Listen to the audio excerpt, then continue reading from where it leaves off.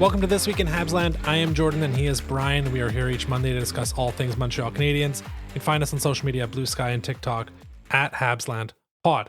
Now on this week's episode, we will discuss a strong week for the Montreal Canadiens and also preview the playoffs from a non-Habs perspective. But first, Brian, we wanted to let the listener in a bit on a little scheduling note, really. This is the first time in over 100 episodes in 3 years of doing this podcast where the Habs are actually half decent.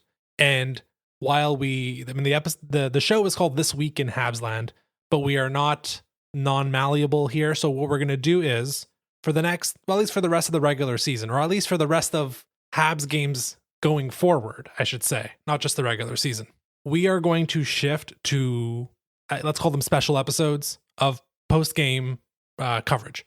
Short episodes, maybe in the neighborhood of 20 to 25 minutes, discussing the game. We'll put them up on your podcast platform of choice. So Apple Podcasts and Spotify will be up on, at least the audio is going to be up on YouTube. Everywhere where you tend to listen to us, that's where we will be.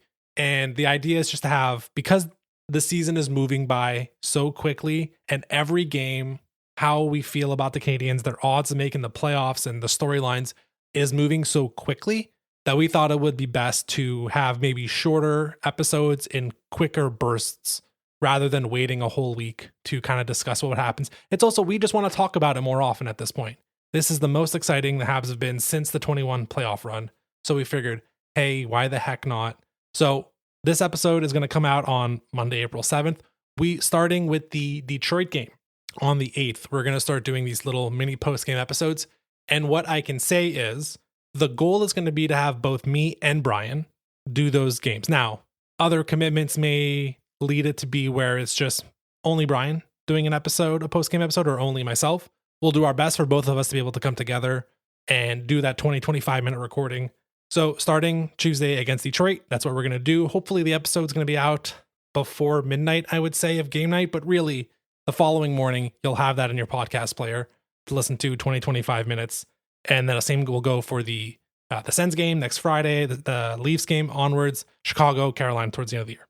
So that's what we're doing. It is still This Week in Habsland for now, but we thought, hey, let's meet the moment the same way Nick Suzuki and Lane Hutson are. Let's match the energy out there. So that's a little change we're going to make, Brian.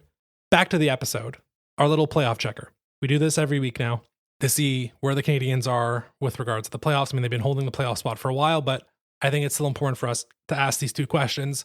I've been talking for a while, Brian. How about this week you take care of answering those two questions we ask every week?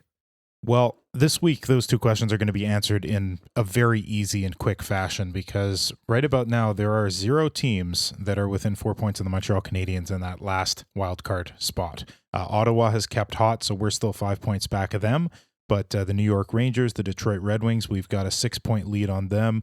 The Islanders are 7 back, and the Blue Jackets are now 8 back. So a sizable gap is forming between the Canadiens and the teams that have been chasing them. And this week, we saw a bunch of really promising play from a lot of players that is helping that be the case. Gallagher got to 20 goals on the season. I didn't think he would ever do that again after the past few seasons, and he's been playing amazing. Laine scored at 5-on-5 on Lane Hutson's 58th assist of the year, so still chasing that 60 mark and eventually trying to get the first among rookies all time. Caulfield had a beauty of a goal as well in the most recent game, getting his total up to 36 and 66 points on the year, which is a career high. Suzuki is well over a point per game, currently at 84 and having multi-point games seemingly at will. Dobesh had a really strong performance all the way to the end against the Predators, and Monty's been on a good run.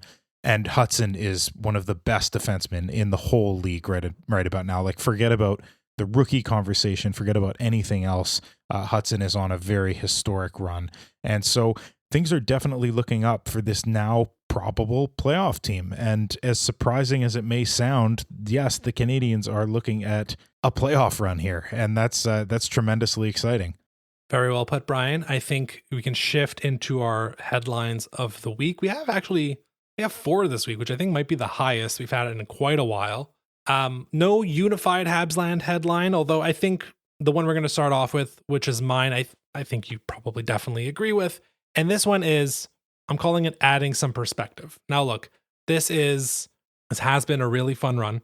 It's going to continue to be a fun run over the next week, 3 weeks, 5 weeks. Who knows how long this goes for?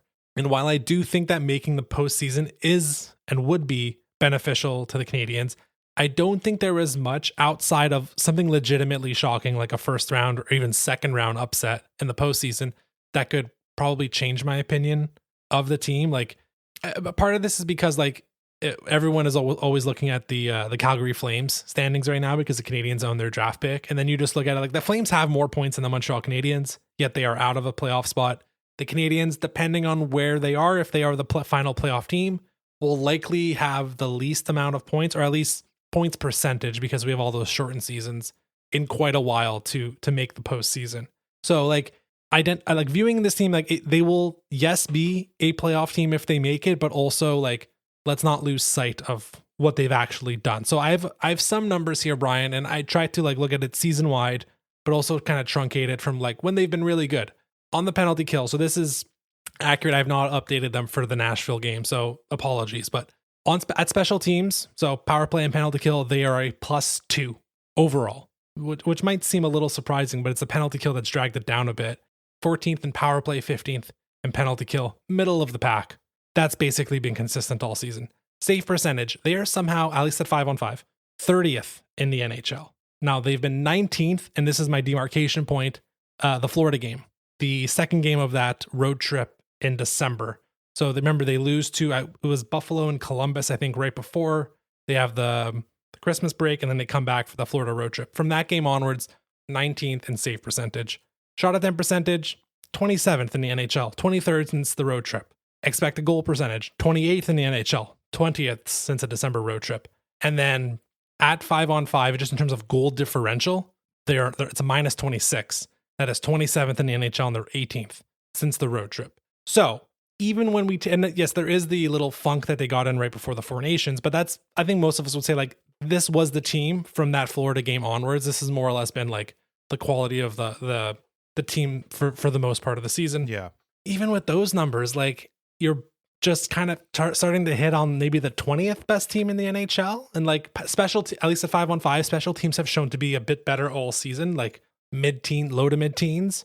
But yeah, I find myself, I've been struggling with the idea of, okay, they might make the playoffs, and that is super fun. And I am not going to diminish Caden Gooley getting playoff time, Lane Hutson getting playoff time, Samuel Montembeault, the list goes on and on. But zooming out a bit, adding that perspective of well, they're probably still somewhere between 18th and 21st in the NHL, likely. Tell me I'm wrong. It's really hard to say because they've gone through so many phases. So it seems as though every few weeks, you mentioned one demarcation point in December, but there have been several like that. The very first few weeks of the season, awful, just awfulness, right? We mentioned it last week, and they had, 6-7 points in 15 games to start. So brutal start. And then they start to figure things out. The Gooley-Carrier tandem starts to happen. Laine comes in. Hudson's starting to take risks, but only the crucial risks that allow for opportunities. And he's getting back when he makes mistakes, and he's really starting to figure things out. And then I would say the only thing that hasn't been figured out all year is the second line, because the third line lately has been unbelievable. The fourth line had a run where they were just nuts near the start of the season. So it's gone through so many different phases that it's hard to say what the expectations even are at this point. What team are we going to get? Are we going to get the team that we've been seeing lately? Are we going to get the team we saw at the beginning? I think definitely not. The team we saw at the beginning, I think that team is dead, thankfully. Right. But are we going to get the team that we've been seeing lately win several games in a row? Or are we going to see a team that's, they win one, they lose one, they win one, they lose one, they lose in overtime? Talking about the expectation, because you mentioned the expectations to start the year, I want to go back to our predictions about the amount of points. At the beginning of the year, I believe you said 82. I think I said 84. Let's average that to 83. The Montreal Canadiens hit 83 points versus Philly on Saturday. Yeah. And they have a handful of games left. So they've already matched our expectations, surpassed them at this point, because nobody thought playoffs for the Habs. We certainly didn't. I kind of feel that the team is playing with borrowed money at this point. This was not the year they were supposed to get this far. This was not the year they were supposed to be even this close to playoffs, let alone in a spot currently at the beginning of April. So playing with borrowed money is exceptional, because now the expectations shift to, okay, well, how many teams can you upset? getting to that second round, that's a monumental difference in terms of experience, because they've learned not only what the playoffs are like in the first round, but they've played two different teams that might play two different styles. That's big. And also the fact they've learned how to win a round. So that's really my, like, I don't know, litmus test at this point is like, is this team for real or not? Can they win the first round, and can they even get close? Because obviously if they get in, chances are they're playing the Washington Capitals, who are, you know, the best team in the East. So I think you mentioned some stuff in there that I think maybe has unlocked why I feel this way. And I think it's kind of PTSD from past, not even just Canadiens management, just like sports fandom in general tells me that when you have a team that potentially overachieves, and that might be what I'm hinting at, is that due to the fact that there's only 7 good teams in the Eastern Conference and the Canadiens might just happen to be number 8, it might provide, like, that might mean that they make the playoffs when in a normal year, even in an abnormal year, they probably don't make the playoffs. That would then to me mean they have overachieved. Like a 90 or 91 point team making the, or even 89 points, like making the playoffs typically shouldn't be happening. And I think what my past fandom is telling me is that management will tend to overreact to that performance and maybe stagnate in the right direction that a team should move in. And the stagnation might be in the way of re-signing guys that we thought, you know, time is kind of up, let the young guys come in. Maybe Hughes isn't like that. Maybe Ken Hughes, Jeff Gordon, Martin St. Louis, the coaching staff are not going to be like that, where they're saying like, no, it's okay. Like Christian Dvorak can go. David Savard can go. Yoel Armia can go. We have this new wave coming in. Also, let's not force ourselves to keep what has worked. Like this third line has been wicked good the second half of the season. It doesn't mean it needs to be together forever and that you need to commit to it beyond what you've already committed to it financially. Yeah, correct. Like keep trying to get better. And I think that's where I got worried of like Bob Gainey management in the past with like George Gillette ownership of like, oh, we hit this level of being good. Let's make sure we maintain it, where it's like, it's not the end of the world if like, don't lose the bigger picture here. Right. Yeah. And I think that's where all of this like awkward paranoia is coming from me. I agree with that wholeheartedly. Those old management groups would have been content with plateauing now that we've reached the playoffs. Let's keep things status quo so we at least don't get worse than this. We cannot get worse than this. Whereas I think this new management group would not mind getting worse in the short term in order to have a huge spike and reach a higher plateau later. I think that's the big difference here. And they also don't have the same pressure of like, I think back in the day, the understanding of what the fandom wanted as Montreal Canadiens fans was just completely off. Fans, at least in my entire lifetime, everybody I've ever spoken to who has a hockey brain, let's say, not somebody who's just a rah fan with little knowledge, but people who actually have knowledge, watch every game and teach me things over the years, like all of those people were hungry for a rebuild as long as I can remember, as long as I had even understood what a rebuild even was. All those people, all those fans wanted rebuilds, but management thought, nah, they're not going to be okay with a rebuild. We have to go into the playoffs every single year. So let's be mediocre forever. Now on the Dvorak, Armia, and Savard thing, I think Savard is too old. That ship has sailed. I think Dvorak, unless you give him a 1-year contract at about $1 million, because he has to be in a contract year to be this good, which my headline from a couple weeks ago, I was wrong for now. I'm going to completely correct that and say I was wrong. Dvorak has still looked exceptional. Compared to what he was at the beginning of the year, holy crap, man, what a jump. So absolutely I was wrong about you. But it is a contract year, and I don't doubt that if he got 3 years, he would go back, he would revert. So I'm completely disinterested in that. I think in general, I'm disinterested in a re-signing of Dvorak. Armia is the one that I could be like, I get it. I think I understand that.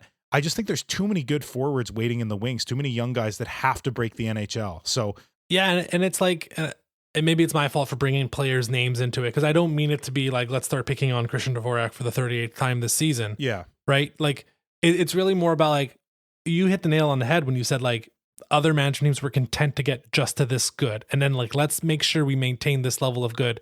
And what I'm hoping, like, and that's why I put out all those stats about like, from a puck possession standpoint, even since the December road trip, 23rd in the NHL, like it's still not good enough. Yeah.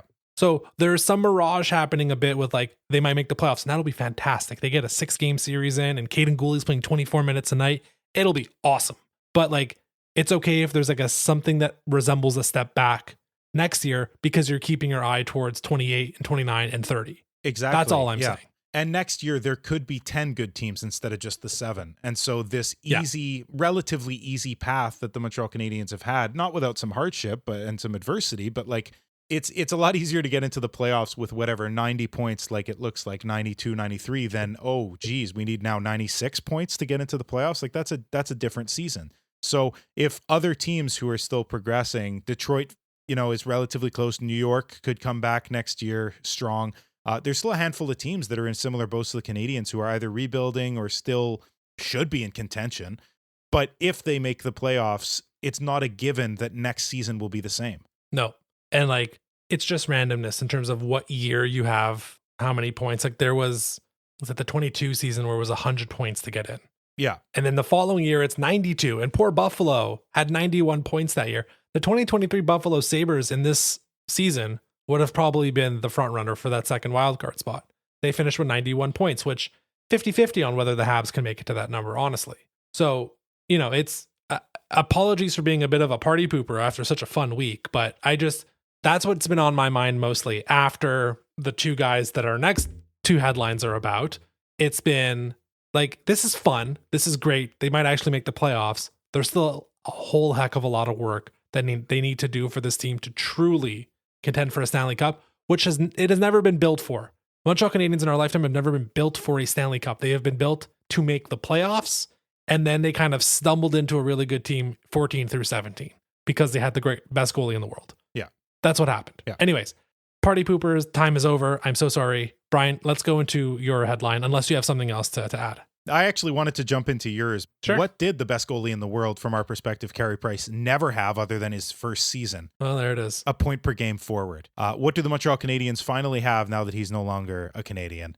They have Nick Suzuki. Here's the thing about Nick. My Nick Suzuki headline, it's earning some votes. And I think there's a growing case that Nick Suzuki has at least snuck his way into a couple different awards, ballots, conversations. People can make the MVP joke stuff, but over the last 20 games, I'm not sure there have been more than 2 or 3 forwards better in the NHL than Nick Suzuki. It's an 82-game season. He's not going to get Hart Trophy votes. It's okay. Of course.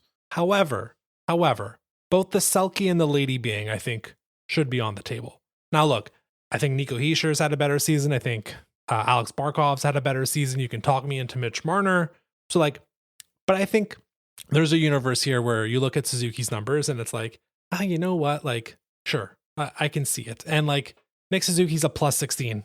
So the Canadiens are a plus 16 when he's on the ice at 5-on-5. Brian, when he's off the ice at 5-on-5, they're a minus 39. That's my opening argument for hey, think about this guy in terms of a Selke. Yeah. And it's not because he's going up against the third, fourth line to try and have point nights either. He's matching up against the best players on the opposition every single night. So, and I'm actually we don't use on-off metrics in hockey the same way we do in basketball. And I think it kind of helps in this case, the Suzuki case of when you look at his numbers, they don't jump off the page. If you just look at his shot attempt percentage when he's on the ice or the number of high danger scoring chances against when he's on, they're not out of this world. But when you put them against what the rest of the lineup does, it's actually quite impressive. So his relative shot attempt percentage, so again, the differential between shot attempt percentages are quasi way of looking at puck possession. When he's on the ice, it's 52.2%. The Habs have slightly higher share of the puck. When he's off the ice, it's 46%. So that differential of 6.2%. The Habs have the puck 6.2% more when he's on the ice. It's 13th in the NHL among forwards. Since the Four Nations, Brian, do you want to take a guess of among players that have played at least 12 games? Do you want to guess where Suzuki is? And that's that, of the differential between puck possession on the ice versus off the ice. He's top 3. What is McKinnon up there? And so you're going to love this. Number 3 is Juraj Slavkovsky. Number 2 is Cole Caulfield. And number 1 is Nick Suzuki. No way. That's incredible. Yeah. Wow. It's plus 12.8% for Nick. It's somehow slightly better than those other two guys. They have the best that's incredible puck possession differential, essentially, since the Four Nations. Meaning, relative to the rest of the team, they are the most dominant line in hockey when it comes to holding on to the puck. And that possession is not wasted because they've also led in terms of points. Yeah. I don't know if they still are, but the last time I checked, they had been several days ago. I mean, that's the other thing we can go with Nick. He is part of a Selke or a Lady Being. You still have to be a productive offensive player. And he has done more than that. He was a hero on Monday night against the Florida Panthers. Yeah. He has that wicked kind of spinning around shorthanded goal to kind of ice the game on Saturday night against the Flyers.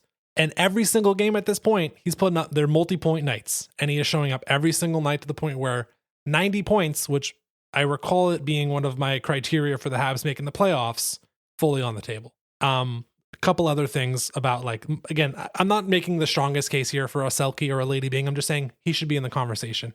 He has 3 penalties this season, and he still makes time on the penalty kill. This might be where you can dock him on the Selke stuff, because he's only played about 50 minutes on the penalty kill this year. Now, recall 2 years ago, I said, like, hey, you're burning him out on the PK, bring someone else in.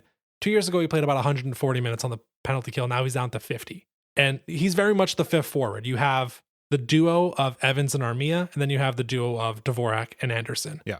And they only bring Suzuki in when you absolutely need to. If one guy is gassed, or like we saw on Saturday night, Josh Anderson had personal reasons to not be at the game, and Suzuki drew in to do some penalty kill. Like, if this team does make the playoffs, it's because of 2 guys specifically.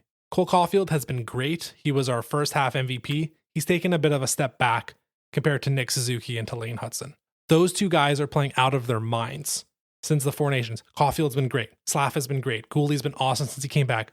Montembeault, other than a little wobble for about a week, has been fantastic. Like, that has been the second wave of guys being great. The vets line, like, there has been support. The second line's a disaster, as it normally has been. But, like, and Matheson is, I don't even know if he's trick or treating anymore. Suzuki and Hutson are the reason they are going to hit potentially 90 points and make a postseason. So I just wanted to focus a bit of time on Suzuki. I don't know if you have anything else you wanted to add on Nick, because it's just been such a treat to watch. I will just add, like, I agree with you. The Selke, I think it would be not far-fetched, but that's a reach a little bit. Like, that's tough to pass guys like Hischier and Barkov. Though in that matchup, Suzuki had Barkov's number. Holy crap. If there was a lot of votes based on, like, head-to-head battles, I'm taking Suzuki in that matchup. But the Lady Byng definitely on the table. 6 penalty minutes, that's absolutely unreal for a guy who's well over a point per game, who defends against the best players in the world. Because that's the other thing, too, about the Lady Byng, is that when you're defending against high speed, high skill players who make a lot of quick, very good plays, sometimes you just flat out have to hook them, have to trip them, have to interfere with somebody to keep them from scoring. Nick does not do that. He never does that. He always gets body positioning prior to possession. He always does things the right way. His battling is always just smart and clean. I don't have enough praise for Nick Suzuki. And I also don't have enough praise for the other guy, Lane Hutson, who now, my headline, Elite Sniper Lane Hutson. I think a bunch of times we've done Elite Sniper headlines. We had one for Heineman. We've had one for Caulfield. I'm sure we did one for Laine when he scored that hat trick against Buffalo on the power play. But now Lane Hutson joins the category of Elite Sniper. And I'm going to keep this one short, but the reason I wanted to do a headline about Lane Hutson specifically is because in the Calder conversation, it's still just a few names. It has been basically all season, but Lane Hutson is starting to pull away. And even though Wolf is ridiculous in nets and he's like a 9-10 and he's basically trying to will the Calgary Flames into a playoff position they do not deserve. And Celebrini's amazing. And Mitchkov is now scoring since he has a coach that actually lets him fly out there and have some fun. And playing the Habs helps that too. But what Lane Hutson hadn't done yet was score ridiculously beautiful goals. And then a couple of weeks ago, he snuck that one in. And then this against Philadelphia, going literally end to end from behind the Montreal Canadiens net, transitioning through the defensive zone, neutral zone, into the offensive zone with a deke or two, and then just blowing right by the right-hand defender to get basically a foot off of the goal line near the corner and rip a shot into the top shelf. That shot was absolutely unbelievable, Lane. And this is the clincher for the Calder. And the reason I say that, the one argument they had for giving it to somebody else was, okay, yeah, he's leading all rookies as a defenseman in scoring, but a lot of those were just passes on the power play to Laine. A lot of those, it's the first line that he's feeding, so it's mostly assists. He hasn't really scored that many beautiful goals. Okay, there's 2, and one of them was one of the nicest goals we've seen all season from any Montreal Canadien. So that argument has just died. He might score a few more, we don't know, but that argument has completely died. Also, like he's on pace for the best rookie season from an assists perspective, literally ever. So congrats on the Calder, Lane. Like, am I being unreasonable or putting the cart before the horse? I sure hope not. But at this point, I really don't think there's an argument to be made against. He's fourth in the NHL among defensemen in points. Yeah. Is Wolf the fourth best goaltender in the entire league? Is Celebrini the fourth best center in the entire league? Is Michkov the fourth best scoring winger in the league? All of those, the answer is no. So what I'll say is, again, around the Four Nations break, I think it was fully a 3-horse race. I think Michkov had fallen back, and I think it was Celebrini, Wolf, and Hutson. And I at that point, I was like, you know what? Hutson could end up finishing third. I don't think it makes much of a difference. I think the order at this point is Hutson 1, Wolf 2, Celebrini 3. And I'm not sure there's too much of an argument around that. Like, Michkov might sneak in over Celebrini. I can't totally see it, but Hutson, he's not sure. He's picking up points, and that's great. He is at times just absolutely controlling what the Habs do on offense. He is very, very good at either bringing the puck out or finding someone open in transition. And when there's a play that needs to be made, it's either him or it's Suzuki at this point. Yeah. And you always know, like, watching the Saturday game with Philadelphia, at one point, Matheson was on the ice for the second wave of the power play. And I just kind of had a flashback. I'm like, oh, this used to be the first wave, where Matheson just gets the puck from one of the half-wall players. I think it was Heineman in this case. And just kind of all he does is kind of skate back with the puck to where he's supposed to go and then send the puck back. And I'm like, it's amazing how much more dynamic the power play is becoming. Having Patrick Laine helps. But like, Lane Hutson adds so much more dynamism to that power play. And that's the best Canadiens power play they've had in, a decade at this point, since Markov and Subban. Like, he is, I think, clearly at least the second best player on the Canadiens. He is probably having the best Habs season, other than this current Nick Suzuki season, of the past 4 years. Oh, easily. Yeah, of course. Like, if we're going all player seasons from 22, 23, 24, and 25, number 1 is this Suzuki season. Number 2 is this Hutson season. And then number 3 is probably last year's Suzuki. Like, to get comparable seasons, I think you got to go back decades. When you add the context that he's a rookie, I've got some stuff that I'm saving for the kind of end of year awards that we always give out, because right. Sneak preview, it's one of those two guys who are getting the honors of the MVP, Habs MVP. Several decades, I would say, for a defenseman of this caliber, especially a rookie like Lane. Holy crap, man.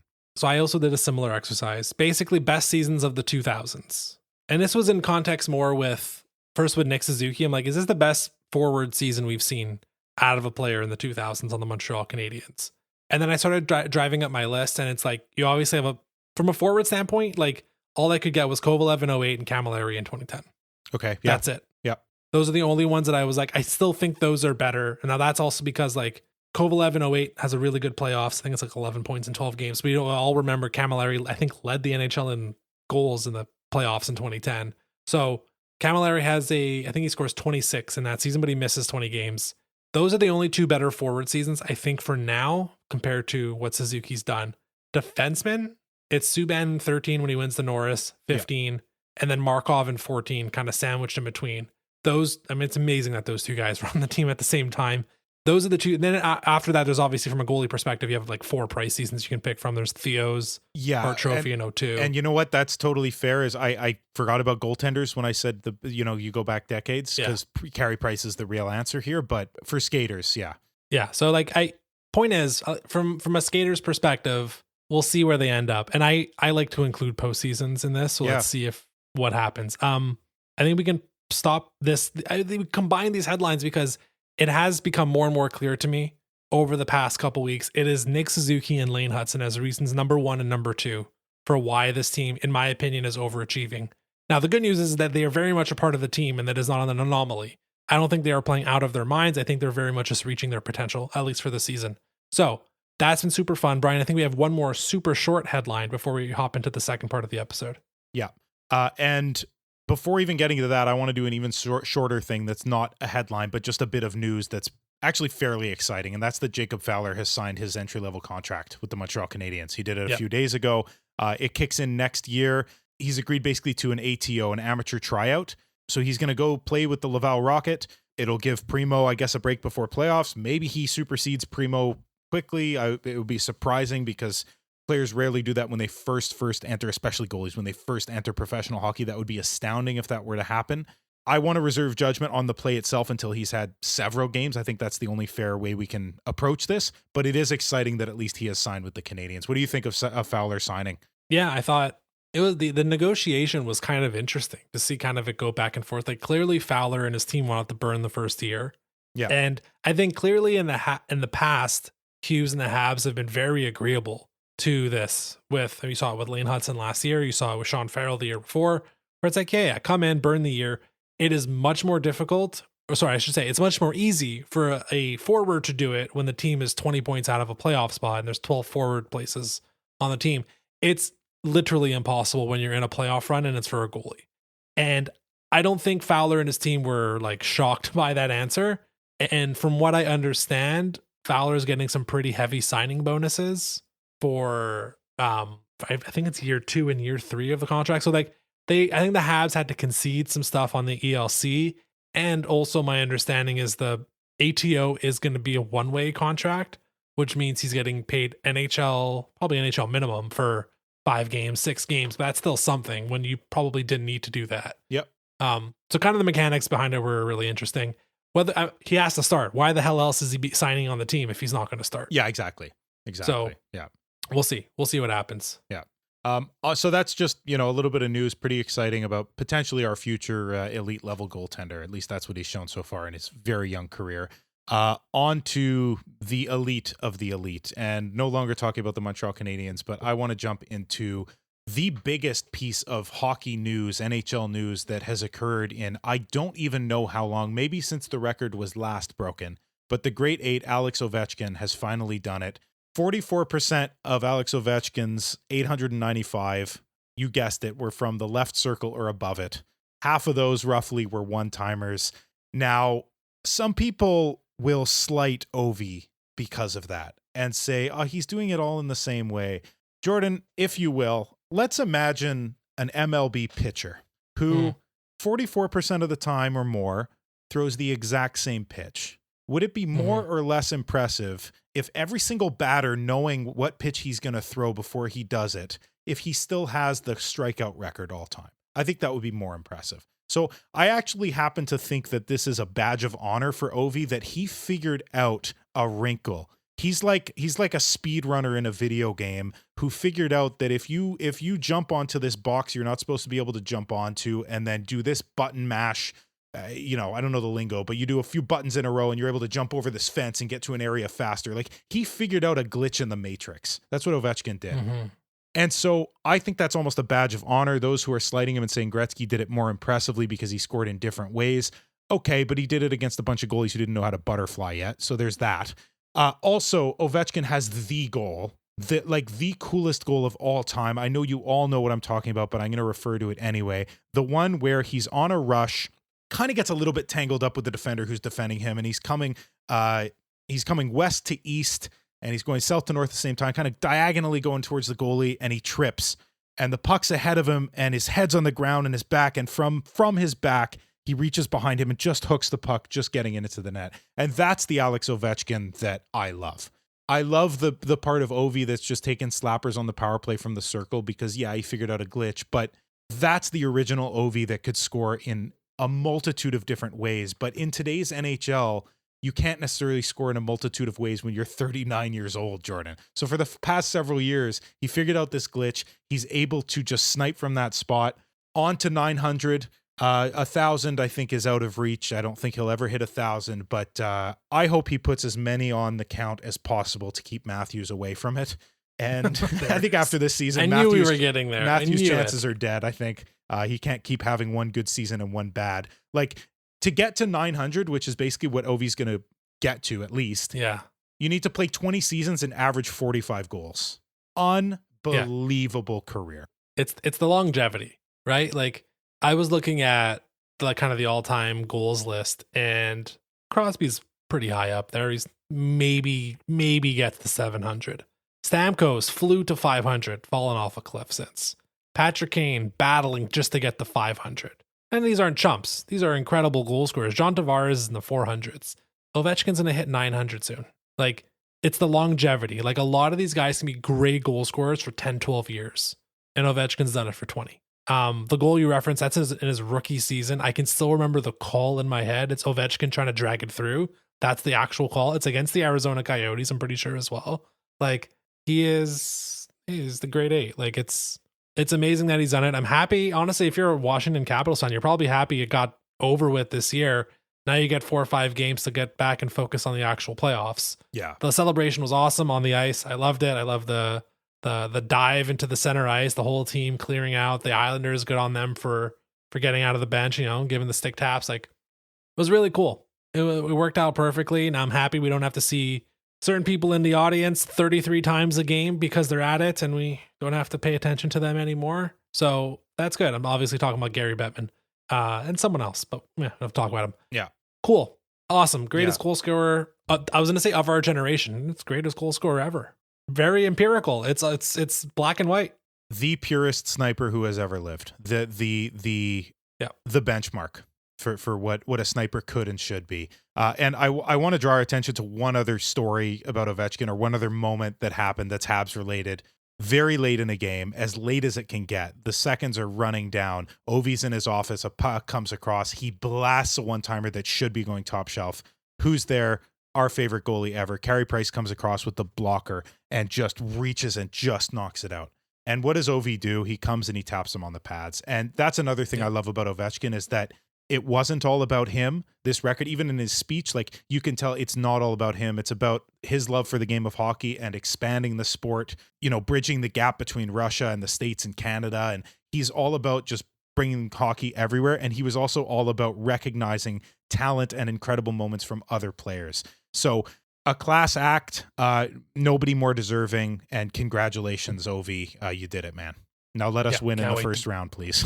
I was just about to say, can't wait to beat you in 5. Yeah, exactly. Okay, let's move into that part 2 of the episode, where we're going to do a non-Montreal Canadiens playoff preview. All we've done is talk about Habs in the playoffs.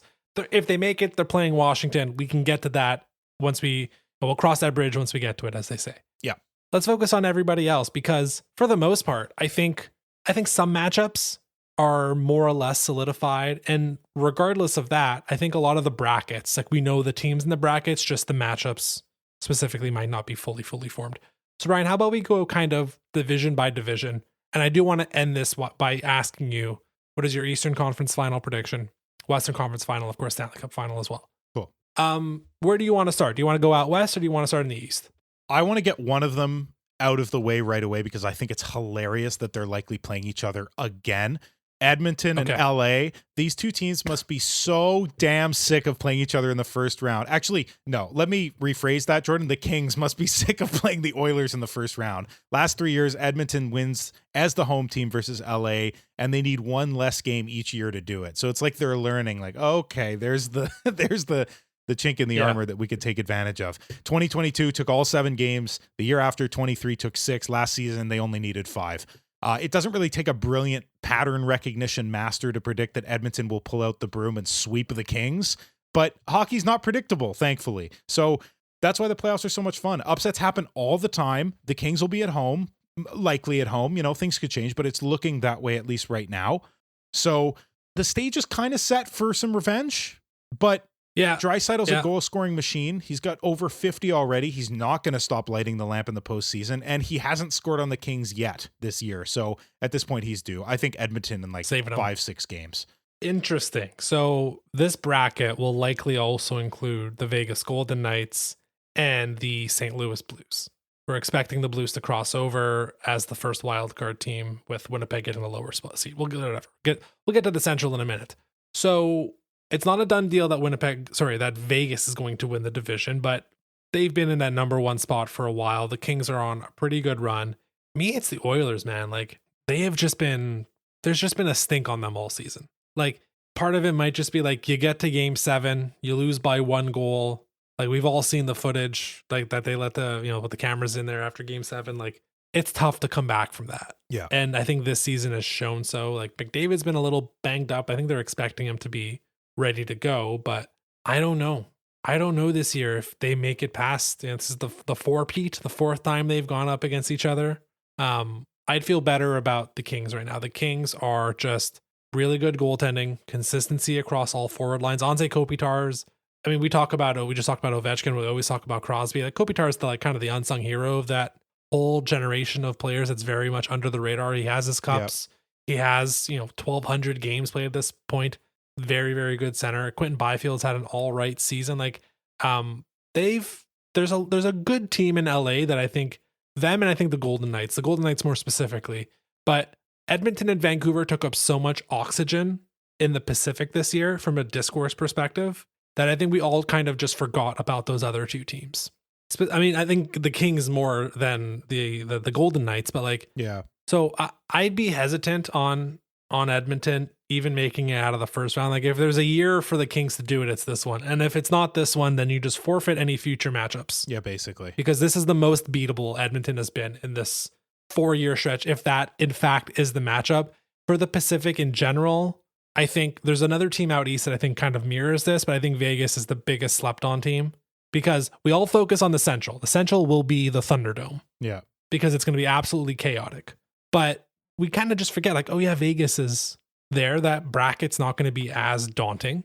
And their power play, Brian, since Four Nations, is operating at 37%. Yeah, ridiculous. Which I didn't know was humanly possible to be that good on the power play. So I kind of like Vegas coming out of this group, personally. It pains me to say it, but I think that's just been a team that's been slept on all year.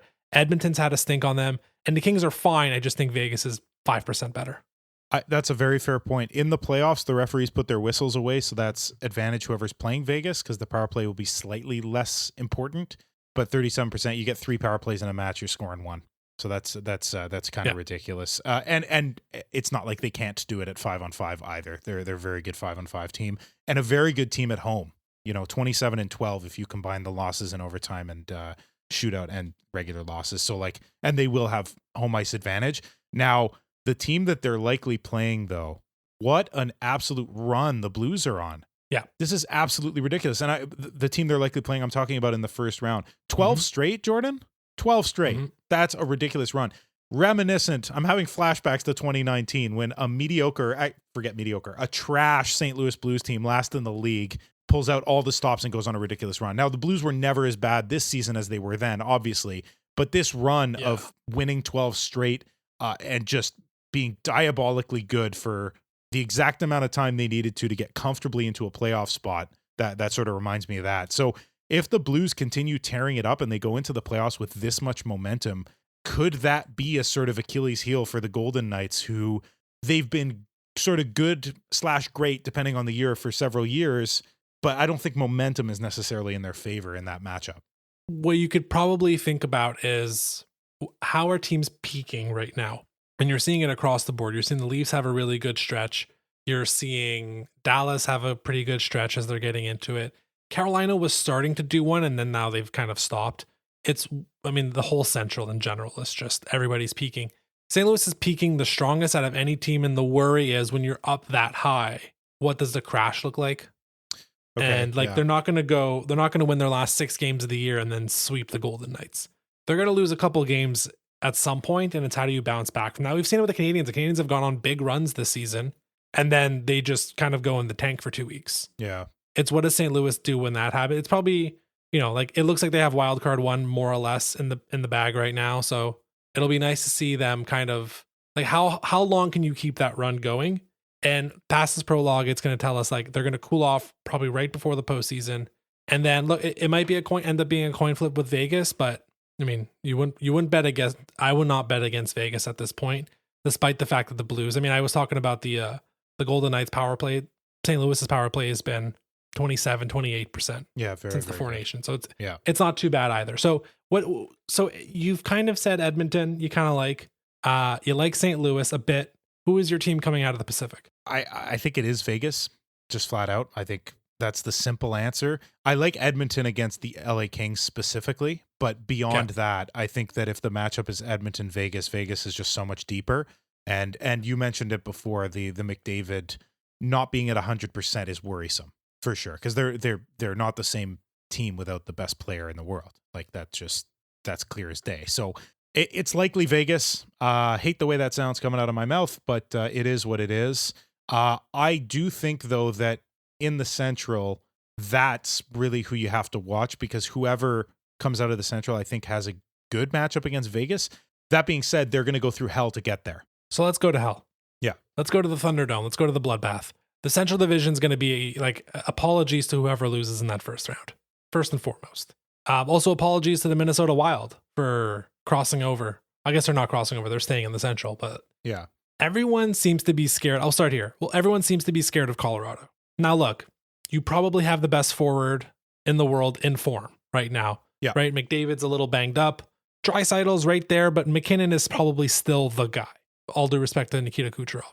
You have the best and probably Norris Trophy winning defenseman this year in Cale Makar. So you have two of the four best players in the world on your team. They beat the Jets last year pretty handily in this last year's version of the Thunderdome matchup. Dallas had Colorado's number last year very clearly all regular season, and then kind of handled them very easily in that second round matchup. Yeah. Colorado's beaten them 2 out of 3 times this season. I don't remember if they play a fourth time, but it's been a bit more even this year. Say what you want with regular season matchups and when those games happen. So I think the perception walking in is Dallas is on a heater. They're, I think, 8-1-1 in their last 10 games. Everyone's scared of Colorado, and Winnipeg will probably win the division and have home ice.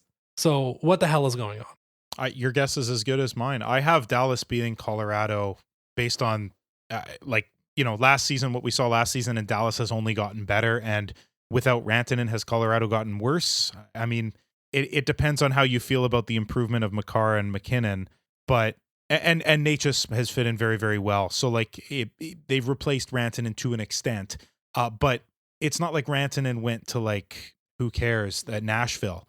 No, he went to the team that you're playing against. And who's going to have a fire in their belly about that? Mikko Rantanen. And he already has a fire in his belly when he plays. Him at another level because he's pissed off and wants to beat his ex-team. I really like Dallas's chances. You can never count out the Avs. As you said, McKinnon's playing the best hockey of anyone this season. Makar being tremendous on the back end. They did win. It is only a 3-game season series. They won it 2-1. They're not playing again. So there's still a good chance. But also the depth of the Stars and their goaltending. Man, oh man! You're coming up against the team who's just completely shirred at every single position. So let's do a little game. Okay. Since the Four Nations, I've been using this demarcation a lot. I feel like having this long of a break really makes these 20-25 games so important. Just to understand teams' form. Brian, could you guess the bottom 5 teams in shot attempt percentage or Corsi? That some people use that term as well. Puck possession, basically. How often do you have the puck? The bottom 5 teams in the league. Now, I'll tell you this right here. 2 or even 3 of these teams are very easy to guess. So, Chicago. Yes, Chicago is dead last. Yeah, have to be. I would imagine the Sharks are probably second last or close to that. So, the Sharks are a bit higher up. Think about a team in the East that has absolutely cratered in the past 3 to 4 months. Well, Boston. That was at one point. Yes, there you go. Boston's 29th. Yeah, okay, that makes sense. The Preds are probably the other easy guess. So the other wishy-washy one is right at home. The Montreal Canadiens, 28th. Oh, wow. Okay. That's good to know. That's the Suzuki thing from earlier where when Suzuki's off the ice, they just get annihilated. Okay, so Habs are 28, Boston's 29th, Chicago is 32nd. I'll tell you who number 30 is, and then we can continue our discussion because it's the Dallas Stars. That's perplexing because it's not like they've been bad. The results are still glowing. But are they? You can look at Jake Ottinger's numbers, and they're not like early season Hellebuck numbers. I do think having Miro Heiskanen be injured for basically that entire stretch. I think he got hurt end of January. He got hurt before the Four Nations, and the hockey's so funny. They will never say he is out for the playoffs. I mean, I guess other sports do this too, where they're like, "Oh, we're not sure if he's going to be back in time for the postseason." But he's going to miss the first round, is my guess, completely. Right. I think that leaves him incredibly vulnerable because you're going to be going up against Makar and McKinnon every single night. Yeah. Right. And there's a bit of depth now with Brock Nelson, with Arturi Lehkonen, with Martin Necas. You have guys, Devon Toews is there. There's Colorado's built it up. So unless Dallas can go over Winnipeg in this final week and a half here, I kind of like Colorado to flip the script and take Dallas out in the first round.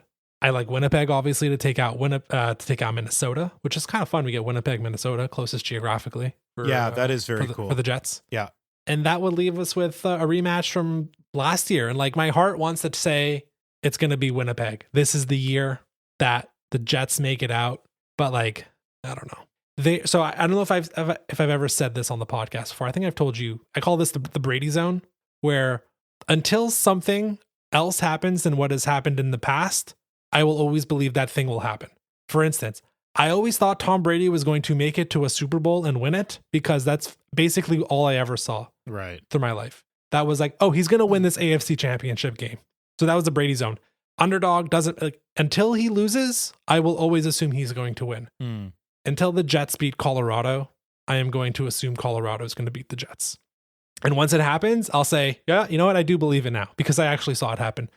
Jets are in the Brady zone full out to make a conference final, unfortunately for them. So I do have Colorado coming out of the Central, but it's a bloodbath. Look, Dallas could beat them in 5. Who knows? Yeah.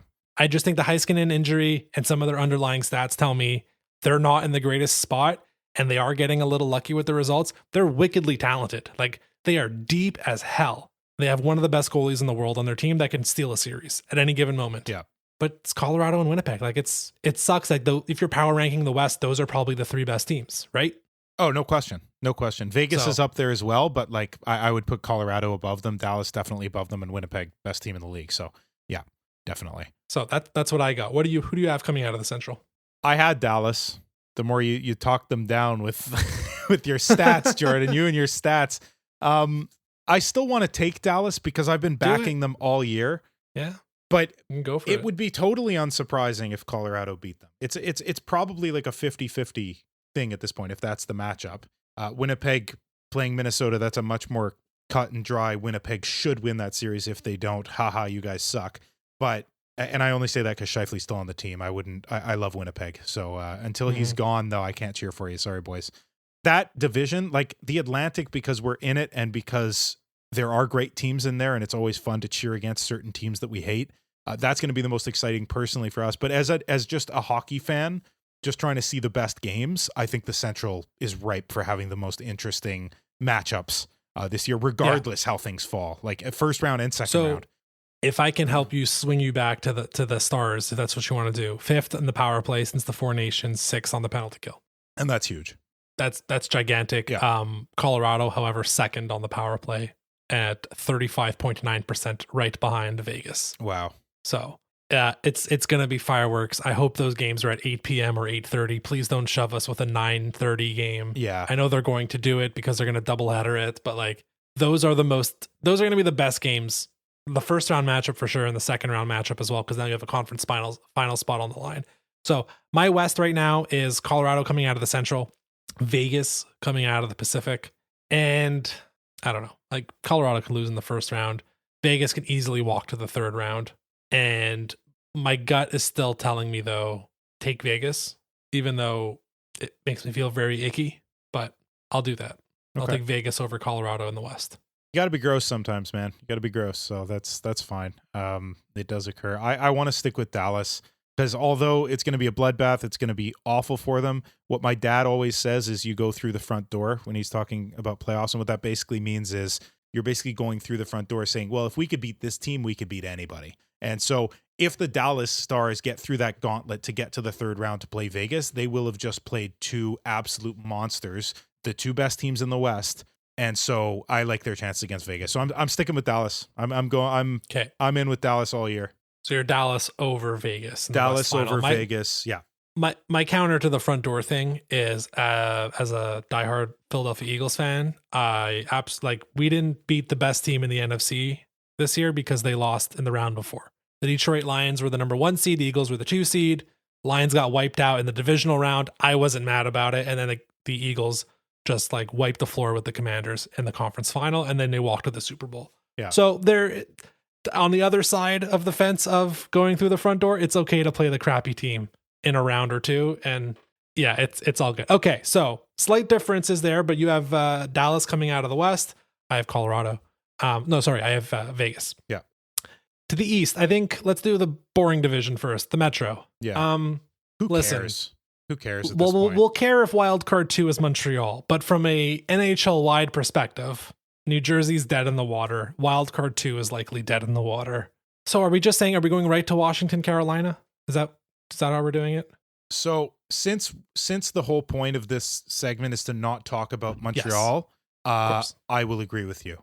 Okay, agreed. Yeah, we're with that parking big, the Habs, like flashing red light of an asterisk. Of course. The whole point of this is not Habs discussion. So park the Habs. I think it definitely is Washington, Carolina. The Devils without Jack Hughes are not the same team. I said it a couple weeks back. It's already become clear that is absolutely the case. They've become sort of mediocre. They're on a little bit of a short little winning streak, a few games. That's fine. Who's to say if it'll last or not? Carolina plays the most boring brand of hockey in the world, but it works. It just straight up works in the postseason. So I think that's probably it. Washington, you were right to say that thank goodness they did it now because it's out of their minds, like Ovi specifically, and now they can just focus on playoffs because what Ovi wants even more than this record is another cup. And that team is perplexing to me. Like, I didn't think they were a surefire even playoff team at the beginning of the year, especially with like Dubois. Like, what are they thinking? And then that works out, and McMichael looks amazing. And now Ryan Leonard has joined the fray, and the guy I wanted in, when I knew we wouldn't take Mitchkov, he was the forward I wanted in the 5 spot. So, and getting that first goal in empty net is fine. He'll get many more the right way. And so you got to like the Capitals in that. I cannot, even though it might be the right answer that the Hurricanes would just boringly get to the conference final and win, I got to go Capitals. The Capitals are spectacularly unspectacular. I don't know how else to describe it. Like, power play's fine, penalty kills, whatever, especially in the last 20 games. Like, they're not top 8 in either of those. Carolina does have a really good penalty kill in the last 20 games of the season, unsurprisingly. And a dangerous one that'll come back and score shorthanded on you very often. The Ryan Leonard stuff, by the way, I've watched the replay. I don't think what I'm about to say is true, but let me be a conspiracy theorist for 15 seconds. Who were they playing? That was Chicago, right? Yeah, Chicago was the Ovi's on the ice, obviously, right? Yeah. Empty netter would break the record. I think the Chicago defensemen let Ryan Leonard go by them. I think they just didn't want to be part of history. Oh, wow. Okay. They just said, hey, well, look, it was a 2-goal lead, I believe. So they're like, whatever. Oh, well, this rookie just got through. Like, he splits it was the easiest empty net goal off of Russia you'll ever see. There's like no attempt to. Now, okay, I take my conspiracy theory hat off. Chicago just sucks. Yeah. They might have forgotten the goalie was out of the net, frankly. They might have forgotten they're playing hockey. Yeah. Listen, I don't think I'll be watching much of whatever this round 2 is. It's very much the Carolina. Like, I don't know. For what it's worth, Carolina's won 2 of the 3 matchups this season. They got 1 more left. It's amazing how many of these potential matchups have 1 more left. So can't really pull too much from the regular season matchups. I'm going to take Carolina, but I don't like saying that out loud, just like I said with Vegas. Let's move quickly to the Metro, away from the Metro, into the Atlantic. Brian, bringing it back to that stat of the bottom 5 teams in shot attempt percentage. We had the Habs at 28, Bruins at 29, the Stars surprisingly at 30, and the Blackhawks at 32. Enter your likely Atlantic Division champions, Toronto Maple Leafs, at 31. In the last 20 games, the Leafs are 31st in the NHL in shot attempt percentage. So it's not the only stat. Power play matters, penalty kill matters. They're 3rd in power play. So like the offense is there on the power play. What we tend to see on the power play, though, in the postseason is fewer opportunities. Yeah. There's a vulnerability there. And I think there's another team that is very much like Vegas, has been slept on all year. But do you want to start with the Leafs? But we're likely looking at Leafs, Panthers, Lightning, and Senators in some combination. We don't really know just yet. Yeah. At this very moment in time, it's the Battle of Florida and then the Battle of Ontario, which would be 2 beyond exciting series for all 4 teams involved. All hockey fans, I think, would love that. But then again, there's good rivalries between all these teams, probably Ottawa not included because they haven't done anything in a long time. Exciting that they finally are, though. I'm happy for them. Toronto, they're on an 8-1-1 stretch, maybe the 3rd hottest team in the league right now. Blues definitely number 1. Dallas and Toronto, pick out of a hat. They're 2 and 3. Your Brady zone, the Toronto Maple Leafs are in the Brady zone for being dog in the playoffs. Okay.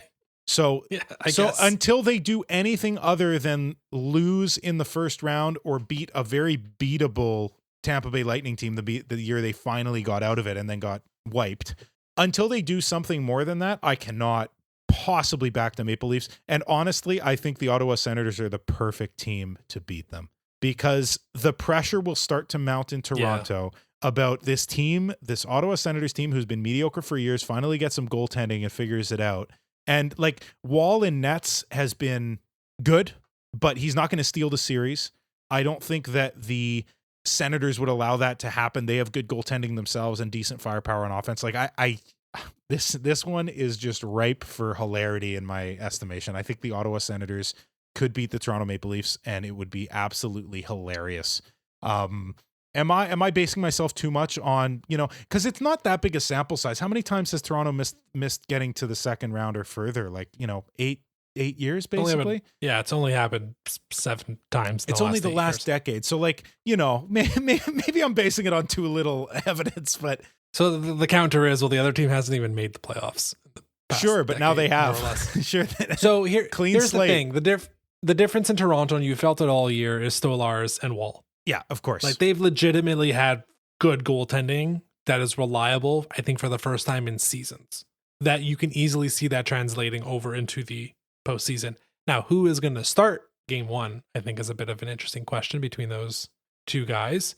But I think that's a little bit different than we've had in the past. The Sens, they have a few guys with playoff experience, but that's largely just, that team is green. As green as it gets, greener than the Habs would be. And you wouldn't have thought of that immediately, and you just quickly think between Habs and Sens. Yeah. But like, you have Claude Giroux, and like, I trying to think of other guys with significant playoff experience on the Sens. I'm sure I'm missing some obvious names. Well, goaltending. Well, but really? I mean, he didn't get far. He never got far with Boston, but a round or two. Bench last year after losing game 2. Yeah. Yeah, he was okay. He was in the room with those guys. He was physically in the playoffs. I mean, I'm never going to argue for either of these teams. Yeah. So I'm struggling. It's going to be hilarious. I do agree with you. Like, if Ottawa upsets Toronto, it is peak comedy. I don't get, the Canadiens can make the playoffs and get eliminated in 3. Like, it would not be less funny than the Leafs losing to the Sens in round 1. All that revenge of Battle of Ontario, of those early 2000s Sens teams never getting over the hump and beating the Leafs. Yeah. Getting that revenge 20 years later would be incredible. And then once they do it, they do it, they're going to get smoked anyway. So who cares? Florida and Tampa look insanely good. Did the Habs break Florida? They've been a little inconsistent. No, I don't think so. I think they just know, look, we're in a playoff spot. They've clinched. Who we play doesn't really matter. Our style kind of matches up well. We're not playing the Habs, so they're probably happy about that. I think they're probably just not worried about it. They're the champs. Yeah. They're still the champs. So I think they still have that sort of, I won't call it ego, but that confidence of like, we've done this before. Even if we have a little bit of a difficult time here, that's just adversity. You need that to win a cup anyway. So I just see it as them taking it in stride sort of thing. And I think they're going to pick it back up in the playoffs. That being said, Tampa looks very, very good lately. And they are the second best team in terms of differential behind the Jets. So even though they're like 9th, 10th-ish in the league at this point, they win by a lot and they don't lose by much. So all the games they lose are very close, which in the playoffs, you're not losing in 3-on-3 or shootout. You have Vasilevsky backing you up and it's still a 5-on-5 hockey game. So that's advantage Tampa, I think. So this is going to pain me to say this, but that's the team. Yeah, it is. Absolutely. That's the Vegas of the East, where like no one's talked about Tampa for 5 seconds this season. It's all been, especially the last month and a half, Ovechkin and the Capitals and what's going on there. It's been like, what the hell is wrong with the Rangers? It's the Leafs have good goaltending. The Panthers are Stanley Cup champs. Ottawa's going to make the playoffs. Columbus is a great story. The Habs, great building, like not a peep. I mean, Sheldon Keefe made some noise with Ovechkin and then crapping on him 3 weeks ago with Kovacevic. New Jersey's largely been a tragedy. Yeah. Not a peep out of Tampa. Tampa's going to have 435 goal scorers. Probably 2 of those guys are getting to 40. Wow. Like in the same way that I think Colorado has depth and the way that Vegas has depth, this is how we know how you build Stanley Cup winning teams. It's big teams with speed and depth. And then you add one of the most clutch goalies in the postseason. Again, this is pain. It's painful for me to be saying this, but Tampa becomes they are the quintessential dark horse of the Stanley Cup playoffs by far, by a mile. It looks like second place is in range for them. I don't know if they can catch the Leafs. We'll see. There's tons of time left. So a first round matchup against Bobrovsky. Who knows how healthy the Panthers are? That's something we haven't really gone to the Panthers yet, but like bringing them into it, like Ekblad's going to miss, I think it's the first 2 or 3 games because of his suspension. Tkachuk, presuming Tkachuk is going to play in game 1, but we don't know if he's 100%. We have no idea. There's an opening. No one believes in Toronto. Ottawa is green. Tampa have been quiet killers all season. Yeah. So that is my pick to come out of the Atlantic. Yeah, I'm gonna mirror you, buddy. I think the Lightning are the way to go. If we had sort of assuredness that Tkachuk was okay and Ekblad was in, it would be a different story, I think, literally. And if Bob was more consistent this year, he's been good, but like if Bob was even more consistent, because regardless of how Vasilevsky's regular season is, he's going to be the most consistent, unbeatable freaking giant in the playoffs. So like, it's Lightning. God, that sucks, doesn't it? And again, I hate Florida too. So there's not really a nice answer until we have our real playoff discussion when the Habs inevitably make it and I pick them to win the cup.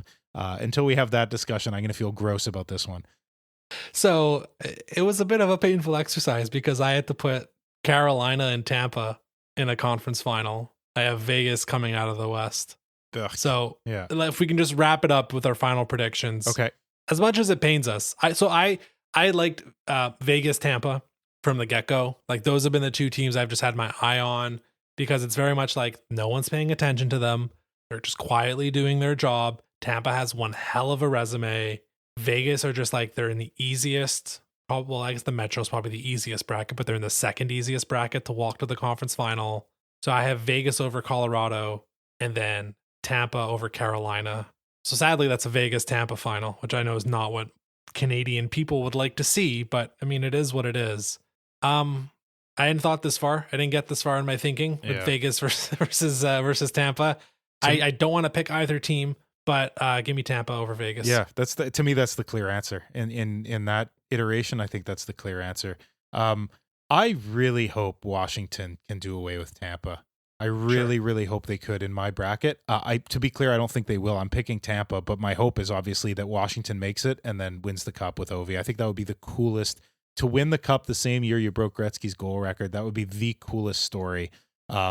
Just to show that it wasn't all just about the goals, that it's about the team first. So I think that would be very poetic. I don't think it would happen. I think Tampa is definitely coming out of the East, and I'm going to pick Dallas. I'm going to stick with Dallas in the West. So Tampa, Dallas, and then give me Dallas to win because I cannot, in good conscience, pick Tampa to win the cup. Okay, so no wavering from you. If I remember our preseason, if I recall, did we both have Dallas over New Jersey? Is that what it was? Yeah. Okay, so I wavered quite a bit there. You stuck to your guns more or less. Backing out on Jersey is completely understandable, but you give us another Metro team. Or no, you didn't. You ended up giving us Tampa. Yeah. Anyways, you kept Dallas. Yeah. All right, well, we'll see. I can't wait to be so wrong and have both Vegas and Tampa lose in the first round. And, we'll see what happens. It's all about fun. Again, also, all of this is null and void if the Habs make the playoffs and we reserve the right to change our picks. Yeah, most of these matchups haven't even been set yet. So this was a preliminary, just sort of look at what could occur, having an early discussion. But yeah, when the Canadiens make the playoffs, we're going to change our tune pretty quickly. Yeah. All right. So I think we'll wrap up the episode there. As mentioned at the top of the episode, we're going to be shifting a little bit to shorter bite-sized episodes post-game. So likely look for that in your feed, probably the morning after a game. So we'll be back Wednesday morning following the Detroit game, and then same goes Saturday morning following the Ottawa game, and on and on. From this point down towards the end of the season, we'll see what we do for the final game of the year, depending on how things shape out. But let's try to be a bit more malleable and flexible and, enjoy the final 5 games of the season. I mean, I say enjoy it. We're going to stress out over it, but we'll mostly enjoy it. So that'll do it for this week's episode. You can follow us at Habsland Pod on Blue Sky and TikTok. If you like what you heard, feel free to leave a 5-star rating on Spotify and Apple Podcasts. Spread the word of the podcast. Everyone wants to talk Habs right now. Tell them, hey, this is really cool podcast. You can listen to them at 1.5 speed. They don't say that much useful stuff, but hey, they're kind of enjoyable. That's us. That's This Week in Habsland. So yeah, not until next Monday, but until next Habs match. Go Habs.